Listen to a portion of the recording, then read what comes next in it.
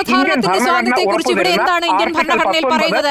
ഒരു മിനിറ്റ്, വസ്ത്രധാരണത്തിന്റെ സ്വാതന്ത്ര്യത്തെ കുറിച്ച് താങ്കൾ എന്ത് ക്ലാസ് ആണ് തരുന്നത് രാഹുൽ ഈശ്വർ? ആർക്കാണ് ഈ ക്ലാസ് തരുന്നത്?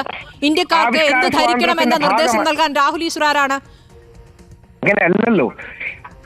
ഇന്ത്യൻ ഭരണഘടനയുടെ താഴെ ആർട്ടിക്കിൾ 19 ഭാഗമായി വരുന്ന ഡീസൻസി ആൻഡ് മൊറാലിറ്റി എന്നൊരു വകുപ്പുണ്ട്. എങ്ങനെയാണ് ഡീസൻസി രാഹുൽ ഈശ്വറിന് നിശ്ചയിക്കാൻ പറ്റുക?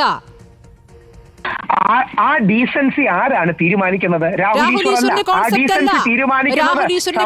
അല്ല. എനിക്ക് എന്റെ കോൺസെപ്റ്റ് അല്ല, ഹണി റോസിന് ഓരോരുത്തർക്കും ഓരോ കോൺസെപ്റ്റ് ഉണ്ട്. അവരുടെ ഇഷ്ടത്തിനനുസരിച്ച് ധരിക്കാൻ ഇന്ത്യൻ ഭരണഘടനയാണ്, ഇന്ത്യയിലെ പൊതുസമൂഹമാണ്. പൊതുസമൂഹം ഇതെങ്ങനെയാണ് തീരുമാനിക്കുന്നത്? പൊതുസമൂഹത്തിന്റെ ഭാഗത്തുനിന്ന് വിമർശനങ്ങൾ വരാം, പൊതുസമൂഹത്തിന്റെ ഭാഗത്തുനിന്ന് ഫീഡ്ബാക്ക് വരാം. അങ്ങനെയാണല്ലോ ഇത്തരം കാര്യങ്ങൾ വരുന്നത്. ഇപ്പം ബോച്ചയുടെ വസ്ത്രധാരണം ശരിയല്ലെന്ന് വിമർശിക്കുന്ന ആൾക്കാരില്ലേ?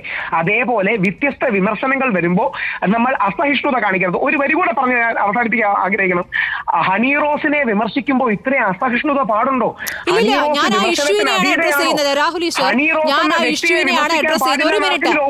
രാഹുൽ തെറ്റിദ്ധരിക്കരുത്. രാഹുൽ ഇതിനെ ആ ഇഷ്യൂവിനെയാണ് അഡ്രസ് ചെയ്യേണ്ടത്. ആ ഇഷ്യൂവിനെ അഡ്രസ് ചെയ്യാതെ കാര്യങ്ങളെ ട്വിസ്റ്റ് ചെയ്യാൻ രാഹുൽ എല്ലാ ഘട്ടത്തിലും ശ്രമിക്കാറുണ്ട്. ഇതിൽ ബോബി ചെമ്മണ്ണൂർ എന്ന ആഭാസൻ, ആ വാക്ക് തന്നെ ഞാൻ ഉപയോഗിക്കുകയാണ്, ആഭാസൻ തുടർച്ചയായി നടത്തിയ പ്രയോഗങ്ങൾ, അതാണ് ചർച്ചയ്ക്ക് വന്നത്. അതിനെതിരെയാണ് ഹണി റോസ് കോടതിയിലേക്ക് പോയത്, പോലീസിലേക്ക് പോയത്. അതിനെതിരെ നടത്തിയ പ്രതികരണങ്ങളിലാണ് മറ്റ് 30 പേർക്കെതിരെയും പരാതി നൽകിയതാണല്ലോ. അപ്പോൾ ആ ഘട്ടത്തിൽ ആ വിഷയം ചർച്ച ചെയ്യുമ്പോൾ ബോബി ചെമ്മണ്ണൂർ ഏതായാലും അങ്ങനെ ബോബി ചെമ്മണ്ണൂരിന് പിന്തുണ നൽകുന്ന കുറെ ആളുകളുണ്ട്. അത് അവിടെ നിർത്തി ഉടനെ ഹണി റോസിന്റെ വസ്ത്രത്തിലേക്ക് പോവുകയാണ്. അതെങ്ങനെയാണ് ശരിയാവുക? പെട്ടെന്ന് രണ്ട് കാര്യങ്ങൾ. ഇപ്പോ ചില ആൾക്കാർ നമ്മുടെ ബോച്ചയെ ആഭാസൻ എന്ന് വിളിക്കുന്നു. കോടതി കുറ്റക്കാരെന്ന് കാണുന്നതിന് മുമ്പ് അവർ വിളിക്കുന്നത് എന്താണ്? അവരുടെ ആവിഷ്കാര സ്വാതന്ത്ര്യമാണ്, നമുക്ക് അതിനെ കുറ്റം പറയാൻ കഴിയില്ല. പക്ഷെ ഹണി റോസ് റേസ് ചെയ്തൊരു പ്രധാനപ്പെട്ട പോയിന്റ് ഉണ്ട്, സംഘടിതമായി ഓർഗനൈസ്ഡ് PR മറ്റ് ചെയ്തു എന്ന്.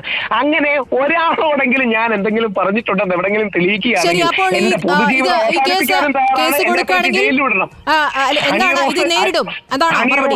അല്ലല്ല, ഒരു സെക്കൻഡ്. ഹണി റോസ് മനസ്സിലാക്കേണ്ട കാര്യം, ഞാനൊരു അഡ്വക്കേറ്റ് ആണ്, വലിയ പ്രഗത്ഭനൊന്നുമല്ല, ഞാനൊരു അഡ്വക്കേറ്റ് കൂടിയാണ്.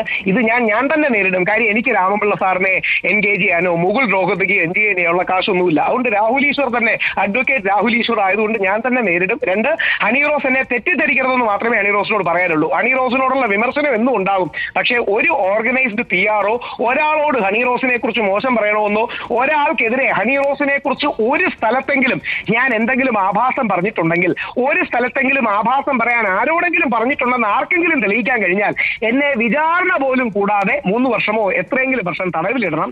ഇല്ലെങ്കിൽ ഹണി റോസ് ദൈവത്തെ ഓർത്ത് ഒന്ന് പുനർചിന്തിക്കണം. ഈ പറയുന്ന വിമർശനങ്ങളിൽ സ്വയം വാദിക്കും കോടതിയിൽ, അതാണ് ഇപ്പോൾ പറയുന്നത്. ശരി, നിയമപരമായി നേരിടാൻ തയ്യാറാണെന്ന് ഹണി റോസിന് ഇപ്പോൾ രാഹുൽ ഈശ്വർ മറുപടി നൽകി.